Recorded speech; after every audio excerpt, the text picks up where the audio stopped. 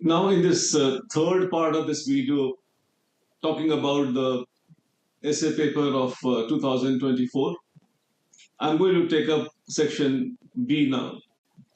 I'm spending a lot of time and then giving you ideas about how to go about this essay, understanding very clearly that these topics are not going to be repeated, but then these themes are coming from a particular group, and then if you are clear about how to deal with those issues of that particular group, you can write very effective essays. I keep reminding you, my essays are this descriptions of the essays topics that I have got here is of broad spectrum, and then it gives you idea about writing many more essays on the similar themes. The facts, the way we treat them, is what my intention is to discuss with you in this particular series of essay discussion. Let me, in this series, take you with the topic social media is triggering fear of missing out amongst the youth, precipitating depression and loneliness. Now, if I look into this title, I would imagine there is a sort of, I would say, cause and effect relationship that we have got in this essay, that is between social media and the FOMO that you have got, fear of missing out. Youth is the central focus. Understanding the title is very important, and then from that perspective, I would like to explain to you that what all dimensions that we should be keeping in mind. That vulnerability of youth is also a very major component of this topic, and that's extremely, I would say, contemporary topic that we have got here. There's so many books have come, so many discussions have happened in the recent time on the similar theme of these social media, FOMO, youth, depression, loneliness. These all topics are extremely, extremely contemporary. I came across a book by Susan Green that talked about mind change, basically, how digital technology is affecting our mind. I mean, that's what we have got. And there's another work by Carr that we have got, N. Carr, I think, what internet is doing to our brain. There's so much of work which is happening here. But I'm sure you must have not missed Social Dilemma. If you have not seen it already, it has been there for about 3-4 years. You must watch it. That documentary that talks about exactly the same topic that we have in our hands today, the social dilemma. Uh, I would call this something. There's a term they use there is neuroticism. Maybe it's a little tongue twister for me. Neuroticism is like emotional instability that is basically triggered by the technologies and then over dependence on the social media that we have got. And this essay also would expect that you are not only elaborating the issues and the terms that is being talked about here, but also you are giving some way forward and then how one can go about it, and then those dimensions also to be taken. Now, let me take you to the facets or the aspects that can be covered in this particular topic. I thought I thought that first I would like to mention about the psychological aspect that we have got. It's not essentially the same order that I give you, because when you set and organize essays, as I have discussed in the class, that how to structure an essay and how to really order them and organize them, those aspects we're not talking about here at the moment, not the doing part of it, but the basic contour part of it is I'm talking about. So in my mind comes psychological aspects, very first thing the top of my mind, because this is dealing with the psychological facets of anxiety, depressions, comparison, when people start comparing with each other, loneliness, how the psychologists deal with it, attention economy. I mean, how they have the social media has monetized your attention, and the very famous line that from the work that I was just mentioning to you, that social dilemma, that is, if you are not paying for the product, then you are the product. If you're not paying for the product, you are the product. I suppose I would also expect that you examine also the impact of the issue. Neurological implications are there. I mean, the kind of dopamine loop that they create that reinforces FOMO. And then also spiral of excitement. I think Yuval Noah Harari has been talking a lot about these days. The spiral of excitement, when I say, it basically means that you have a particular threshold up to which you can't stay excited, or for a duration beyond which you can't stay excited. But the bots which excites you, those logarithms which are working on you, then they are not tiring. And there is a mismatch here. And that leads to the issues that has been listed here, the precipitation of uh, depression and loneliness. That is a serious problem that you have got. Social comparison is also a major problem that we have got. Also, um, mismatch of aspiration and reality. A person in the remotest part of the world is basically watching what is happening in the streets of New York or the Oxford streets of London. So this aspiration mismatch that one has got often gives somebody that, hey, I'm nothing, I'm missing out so many things. Then also there is a issue of I would say violation of privacy, or surveillance capitalism is going on. I think these are serious challenges that we have got. Techno addiction can be taken up. Like you have your actual social peer is gone, and then we have got in techno addiction. I would imagine that you have got algorithmic peer that you have got, and long-term bearing on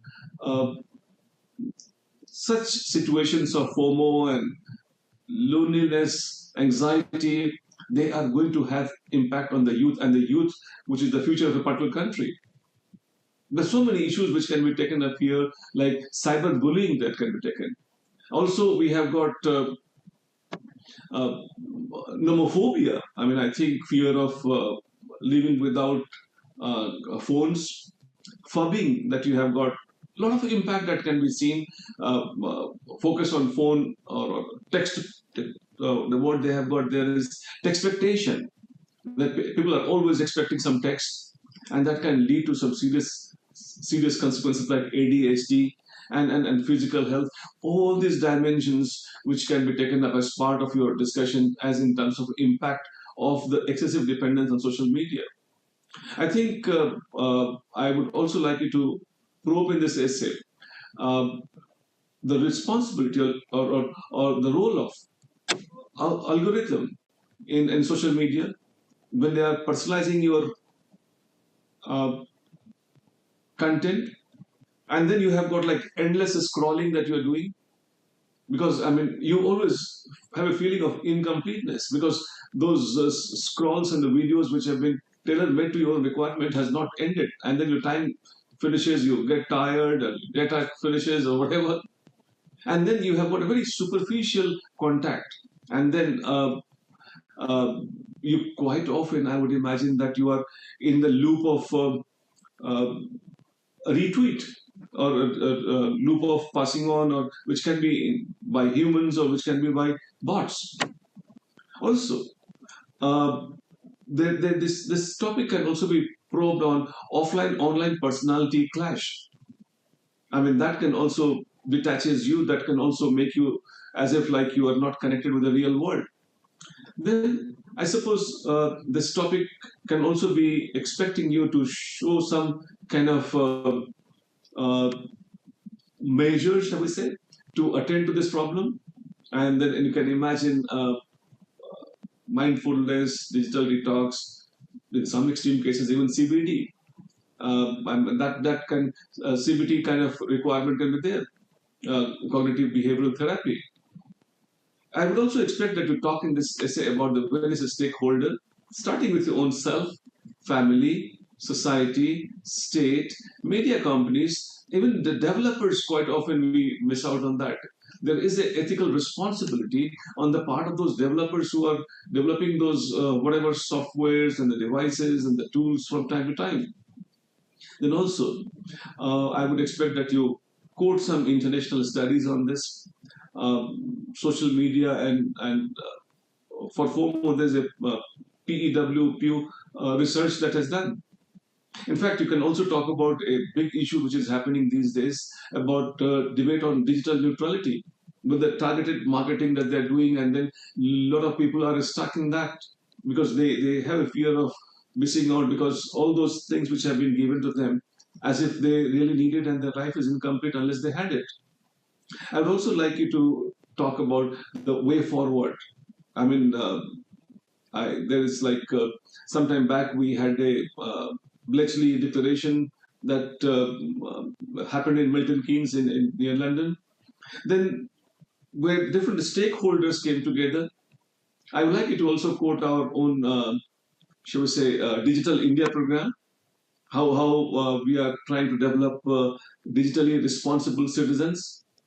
I would expect that you are also quoting those IT Act, role of NGOs, ASHA and Banyan, and these are the organizations which are trying to help people to detox and come out of this loop. Role of Instagram, Instagram has launched this mental health program. Twitter has also got this mental health guidelines. I mean, these kind of things can also be quoted. Even WHO can be roped in, where they have their digital health policy. The European Union GDPR, General Data Protection Regulation provisions. I think these are the initiatives which make your essay on the topic very, very fresh. And some recent efforts. I think some report I was reading somewhere which says that there are restaurants where if you submit or deposit as a group your mobile phones while you're dining together with your friends, you will get some extra discount. These are kind of fresh ideas you can add here. And then in this topic of social media is triggering fear of missing out amongst the youth, precipitating depression and loneliness, not only talk about why and what it is, but also you can take how we can have it corrected. So that way you can give a very, very comprehensive views about it. Now, taking up the next topic that I have got in my hand is that nearly all man can stand adversity, but to test the character, give him power. I mean, that is one thing where we can see Abraham Lincoln is the source for this. It's a very popular line. To test the character, give him power. And I think this is one thing where I would expect that you have got some flavor of backdrop from where it is coming in your mind, and that can really be helpful. Also, there's a concept I read some time back about crucible of character. Crucible is basically shall we say heat or I mean you kind of heat something so that all impurity goes away and whatever is the original metal comes out. So power is kind of heats a person. Quite often another word they use for this is a test of fire. I mean, the crucible of character is that, I mean, when you give somebody power, that acts as a crucible, and their original metal comes out in the process. And it talks about the character, if you look in the title, and in the definite form, true character. I mean, that's something which they talk about. And what do you do when no one is, I suppose, watching you? I mean, that's a very famous line, in fact, I read about it. I like to quote it.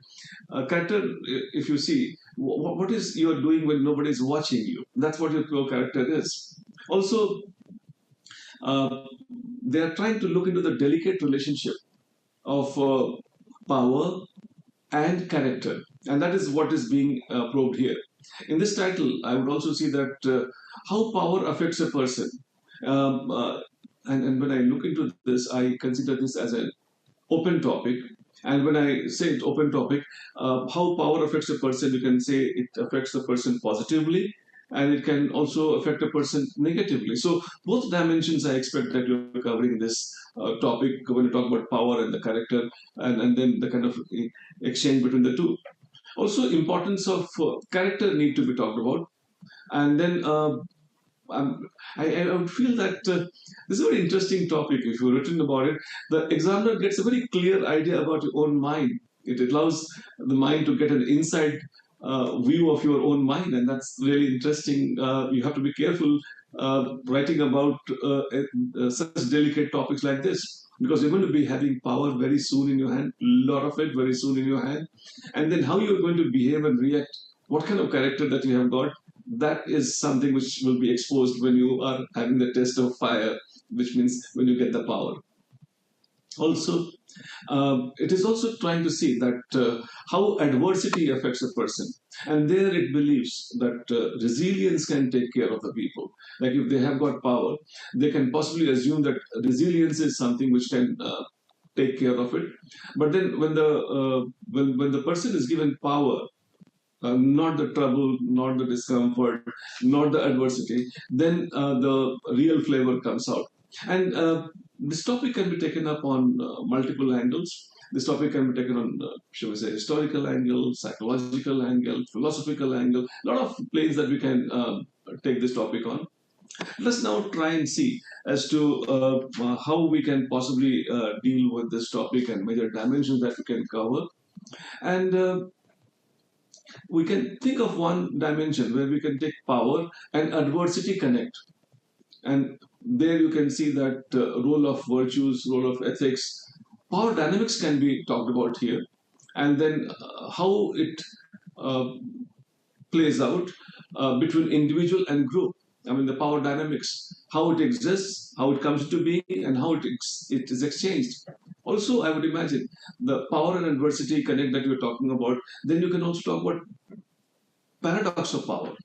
When I say paradox of power, it can reveal the correct character, the true character of the person, and then, in fact, the kind of paradox which I see here is that power can corrode a character. I mean, power can make somebody, exposed, I would imagine, about its character, and also it can make people succumb to the temptations the power offers. So you can see that this is a kind of paradox that we have got. It can give you the chance to show what you are originally made up of, and also makes you vulnerable so that you succumb to the temptation of the benefits the power may offer that you have got. Also, the corrupting nature of the power can be probed here. Abuse of power, capacity of the power uh, to to kind of hide accountability. Yes, I mean, you have got power and nobody is questioning you. You can also become opaque. Ethical challenges that the power misuses can bring in, that can also be probed. Also, I would imagine that impact of value and integrity on an individual can be uh, tested here. Uh, that is like taking somebody in the word is hubris state, hubris, hubris state, that is a abuse of power. Like when somebody gets a power, the pride of the power, the arrogance of the power, and then this is where a person gets into a hubris state, when the person is in the arrogance and the pride, uh, forgets about ethical checks that it should be actually concerned about. And then a person, if it is vulnerable or his character is not something which can be dependable, it gets exposed. And that is one angle that also you can be exploring here. In fact, you can also take up historical angle about the power that you have got, historical examples of contrasting natures that you can take. You can talk about Julius Caesar. Julius Caesar, and then when you can find that contrasting nature, you can have from Julius Caesar to Marcus Aurelius. I mean, that can be Stoic instances, and then how Julius Caesar would have misused its power. Hitler's case that you can be taken up. Nelson Mandela's case can be taken up. I mean, you have got these people in position of power, how they reacted, how they behaved, and that exposes them to what original character they had. Contemporary cases also you can take up. Contemporary cases, I think Major Sandeep Unikrishnan, I think that's a very, very special case that you can think of. and the rescue operation, the way he exposed himself and then saved the lives of the people. I think you can also take up contemporary examples of India, despite being nuclear power for such a long time, how it has reacted. So character is this, when you say of a man, it's not only the person, of a nation can also be assumed. So these are the various dimensions around which this topic can be probed, and then you can write a beautiful essay on these themes. And this has been a regular topic of the similar nature. Going for the seventh topic, that is all ideas having large consequences are always simple. All ideas having large consequences uh, are always simple. I suppose this is a topic whose, if you look at the title, I would imagine ideas. I mean, all ideas, the plural ideas that talk about, always simple. I mean, that's something which is what the the question setter has been concerned about. That is always simple. That's very definite about this simplicity of it. Large consequences. I mean, large consequences slightly, I would say, open-ended. Large consequences slightly open-ended. When I say, I basically mean like large consequences on people, over time, or the sectors. I mean, that's not something which is very clear here. So you can possibly take in all this. I mean, large consequences for the people, large consequences over a long period of time, large consequences in terms of the various aspects of research of sectors, so to say. It can also be taken on broad frameworks of, I would say, historical nature, scientific nature, social nature, economic nature, political nature, or even psychological aspects that you can take. In fact, in this topic, all ideas having large consequences are always simple, but then it can basically have a scope to write a counter argument of it. I mean, you can include that, and it also include uh, all the consequences. I mean, when I say consequences, some consequences you planned for. I mean, that you wanted to work for those consequences, and some consequences can be unintended also. So those both kind of consequences that you can consider here, and it is basically, if I look into that, it believes that the intricacy, I mean, all those complex problems, they do not essentially depend on the intricate attendance or intricate complex attendance of intricate problem. That is basically, it's going against that idea. And I think that's very clear. In fact, a lot of scientists, Einstein and people like him, Feynman, I was talking about in the earlier essays also. In fact, he's been one of the favorite scientists of mine, and they all have championed this idea of simplicity while the things may be complex. To talk about the various dimensions of this essay, I think I would imagine that you look into the paradoxical dimensions of simplicity. I mean, you can basically talk about simple examples. Quite often, when I looked at the topic, the first thing came to my mind, and I'm sure maybe to your mind also, an apple falling and Newton coming out with such a huge idea. Uh, Archimedes taking baths and then coming out with this buoyancy principles. A lot of examples of such nature that you have got. And that is very much a simplicity leads to such humongous complexity on which we could explain so many physical phenomena in a more effective manner. And then, in fact, all these ideas, when I say all these ideas, I mean all these simple ideas have played two roles, shall we say. One, that is they disrupted an existing idea that they had, or they worked as a catalyst, catalyst of change, brought about something absolutely new. And that is where you have got like ideas and their power. I think I cannot forget mentioning Victor Hugo. There is nothing more powerful than an idea whose time has come. So I think ideas and importance of it can be definitely mentioned here. Historical examples can be used in this topic of all ideas having large consequences are always simple. You can have historical examples like uh, salt satyagraha. I think one very, very simple thing. Gandhiji can also be quoted for his ideas of oceanic circle, like one small event, and he talks about the kind of structure where we have got ever expanding, ever ascending structure of system. French Revolution, such a big event on the human history, thriving on just two principles of equality and liberty. Such a simple thing. American Revolution, Boston Tea Party, a lot of places. I mean, that you can find in psychology also. They have a great respect for the simplicity of ideas and heuristics they talk about. Something which comes as the first thought that quite often explains the most complex phenomenon in a simplistic possible manner. On the philosophical plane, we can look at Occam's razor. I think if you can read a little bit of Occam's razor, where they give you a very simple, superficial explanation, and then quite often considered as the best explanation of the complexity that lies inside.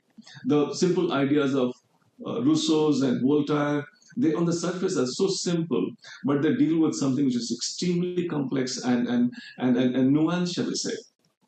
The fractal pattern, quite often we talk about it, a simple thing explaining a lot of complex things. Like, I mean, you have got copper crystals or snowflakes. So whatever you see as a simple broad structure, if you go deeper and deeper and deeper and deeper and zoom in, and then you can see the replication of that. So the broad explanation is actually also the nuanced explanation of the same. So that fractal pattern can also be used where you can have the simplicity of an idea. I mean, can have a larger explanation of a more complex phenomenon. And then I would like also you to take up with some real world explanation. The simple ideas. I mean, I would say non-linearity, non-linear dynamics. Arab Spring, small thing happening at one end leads to such a complex thing. I mean, a small idea of resentment happening in different places, and that give to somewhere they overthrew some of the major forces and the powers they were dominating at that time. Butterfly effect is a simple idea through which you can explain major cyclones and weather phenomena. I mean, that's from a simple thing to a larger thing that you can go start up growing into unicorn. There can be many, many examples of it. But then it's not that every time it gets as simple as that. Don't get stuck in that. There are challenges to simplicity. Like you have got confirmation bias. I mean, the people believed in geocentric views for a long, long time. I mean, that is that simplistic explanation that everything is revolving around you. That means you got to be center of the universe. But then confirmation bias is a major problem. Challenges of moral myopia can also be seen as a major thing. A lot of things that what they have stayed with for generations. They don't want to change that. And we find that in the recent time, the social media has been playing a very major role, multiplying the simple ideas, and then it has proliferated quicker than it has proliferated in human history so far. And therefore, one must have high respect for the simplest of things. Oscar Wilde, I think, is my favorite. I often go on picking up his one-liners. They're very, very popular. Simplest things are often the truest, and that explains very much into this topic that we have got. Anyway, when we look at the last topic of discussion for the session, that is the cost of being wrong is less than the cost of doing nothing.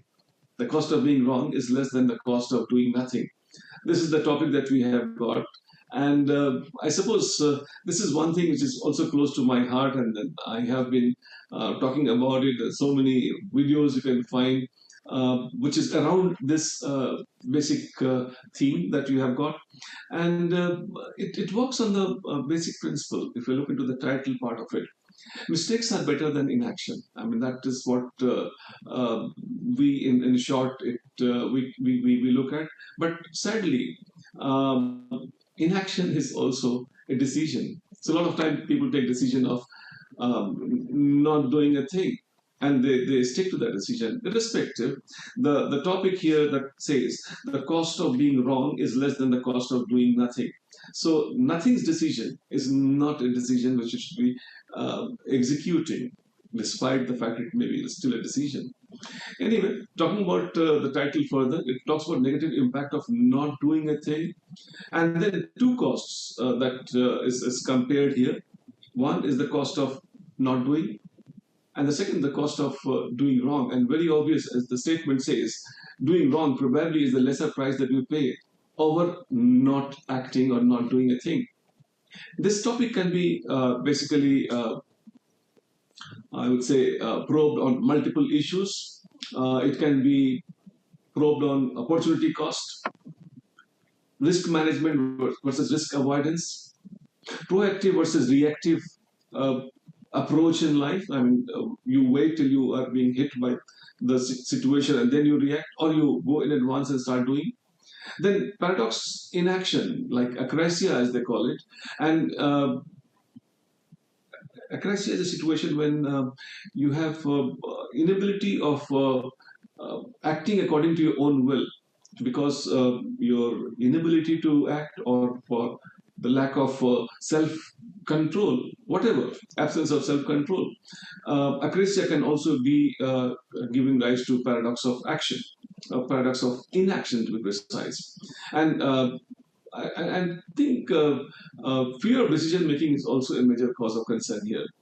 And then here we can also look into the aspects of risk management versus risk avoidance, isn't it? This topic also celebrates the idea of grit that you have got. I did a small video also on that. I came across a book by Angela Duckworth, and then I was so impressed by that work. I made a small video on grit. In fact, in my book, at quite a few places I have in meta competition, I have quoted on the similar theme, like, can I do it? That's one basic question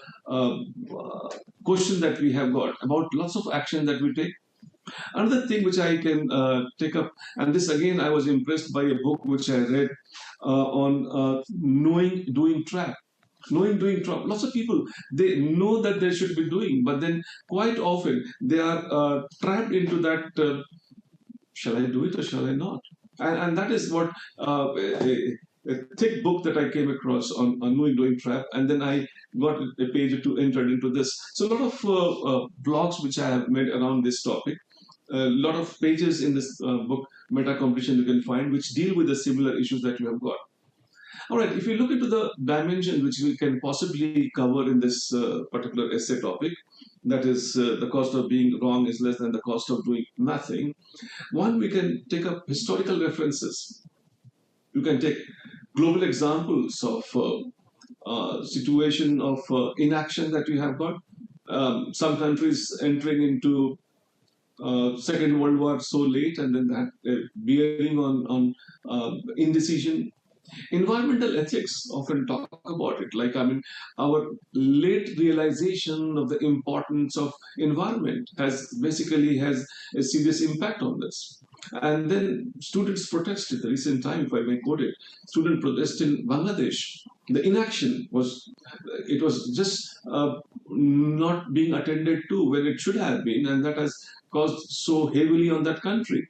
Rwanda, Kosovo, many examples that you can find where the late wake up had a far deeper impact than it would have been if they had acted in an earlier stage and then may have gone wrong irrespective. That's what, on the hindsight, we can definitely look at it.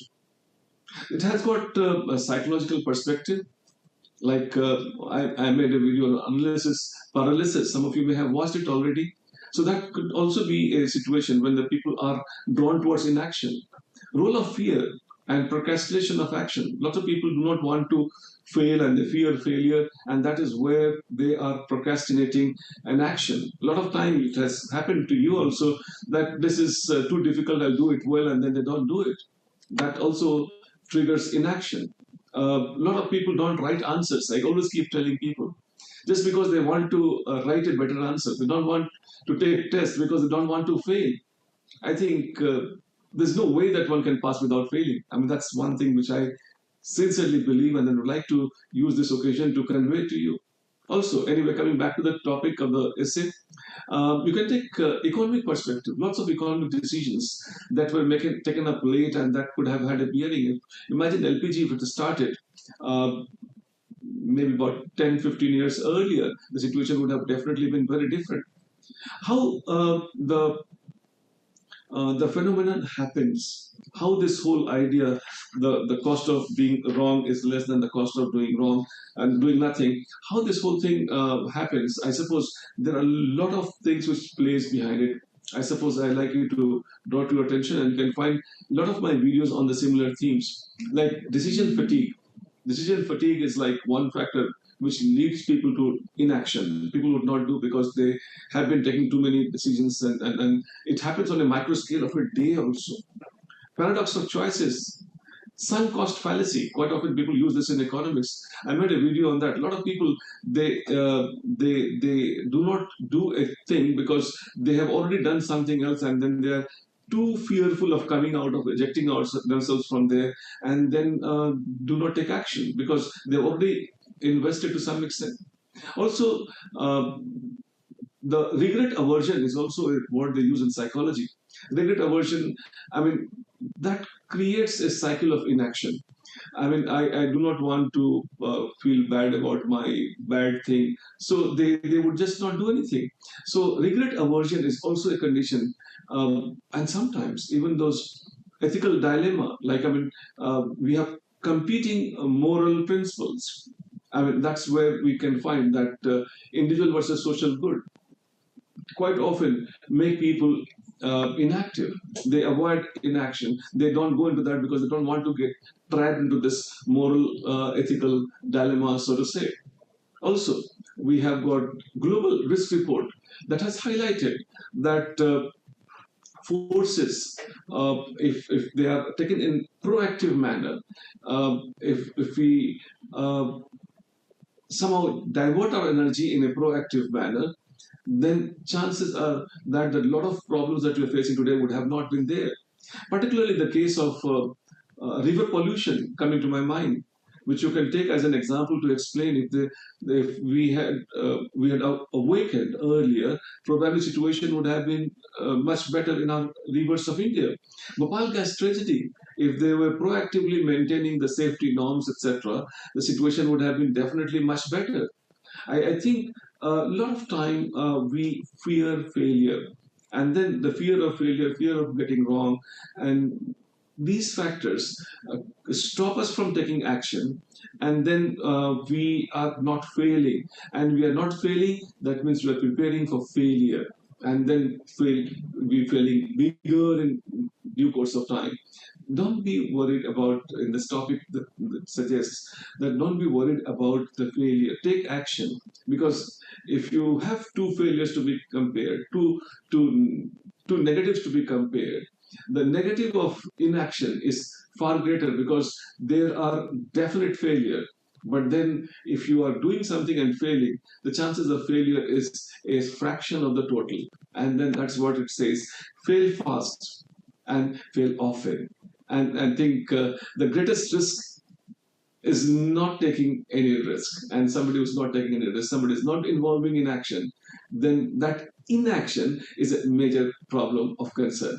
I suppose these are the dimensions on which this topic can be treated.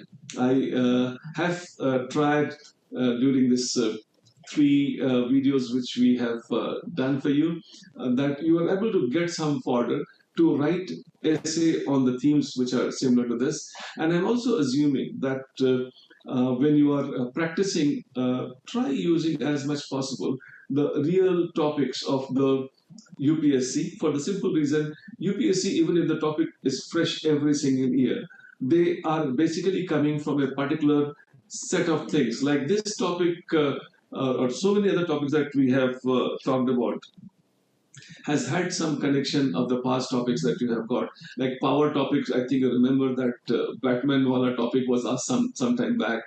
And then I suppose uh, avoiding risk, you had that the ship topic was asked. I think a lot of topic come from a particular domain, and if you have got enough material collected on the similar domain, you'll be always very comfortable in the examination to deal with the particular topic that you have got. Of course, I must not forget to mention it. It depends a lot on the practice that you are doing in the same on the same themes. So I suppose this was all what we had for you to share, and really appreciate for your patience for watching these long videos. Thank you very much.